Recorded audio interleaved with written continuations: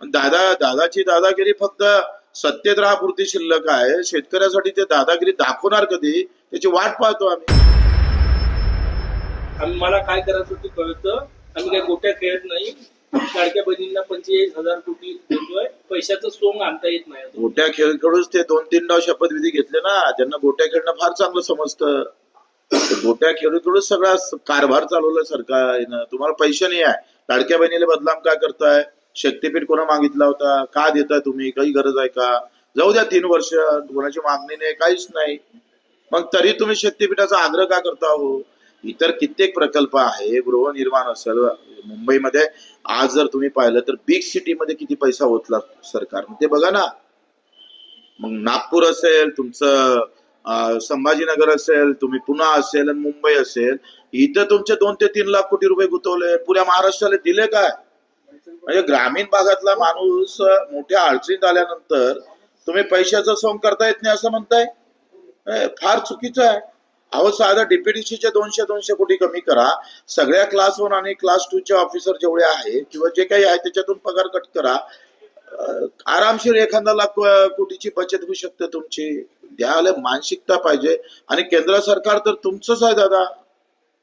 पंजाब ज्या ताकदीनं समोर आलं त्या ताकदीनं तुम्हाला समोर काय येतं? दादाची दादागिरी फक्त सत्तेत राहापुरती शिल्लक आहे. शेतकऱ्यासाठी ते दादागिरी दाखवणार कधी त्याची वाट पाहतो आम्ही. वडेट्टीवारांनी 6 महिन्याचा पगार देण्याचं आज जाहीर केलं आहे आणि इतर आमदारांना सुद्धा 6 महिन्याचा पगार द्यावा. 90 कोटी होतं. 400-300 आमदार पकडले तर एका महिन्याचे 90 कोटी. आणि जास्तीत जास्त ते होणार. ते तर केलेच पाहिजे. मी तर म्हणतोय दुष्काळाचा झड मग शेतकऱ्यालाच का? सगळ्यावर पडू द्या ना. मग शेतकरीच का मरतो दुष्काळात? तो गावातला मजूरच का मरतो दुष्काळात? त्याच्या झड सगळ्याला पोहोचल्या पाहिजे. जर चांगलं झालं तर अवघ्या महाराष्ट्रातल्या प्रत्येक माणसाचं चांगलं होते. वाईट होते तर सगळ्याला झड पोचली पाहिजे. साधा नियम आहे, नॅचरल आहे. मी आत्ता काल गडचिरोलीला गेलो. 32 हत्ती आले. 32 हत्तीनं 1,000 हेक्टर धान खराब करून टाकले. सापडतच नाही. हत्ती सापडत नाही. ते मुंगी आहे का ते? 20 वाघानं शेतकरी मारले या 6-7 महिन्यात. दररोज मरणारे 15 ते 16 शेतकरी आत्महत्या करतं.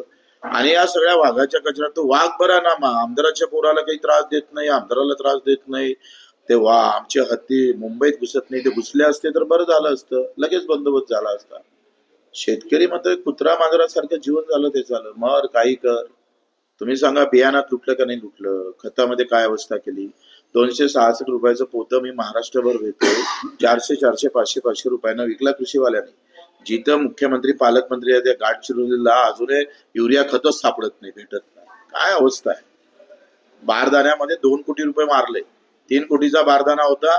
1 कोटीचा आणला, 2 कोटी खाऊन टाकले अधिकाऱ्यांना. लापता आहे ते. मुख्यमंत्री ज्या जिल्ह्यात पालकमंत्री आहे तिथे ही अवस्था आहे.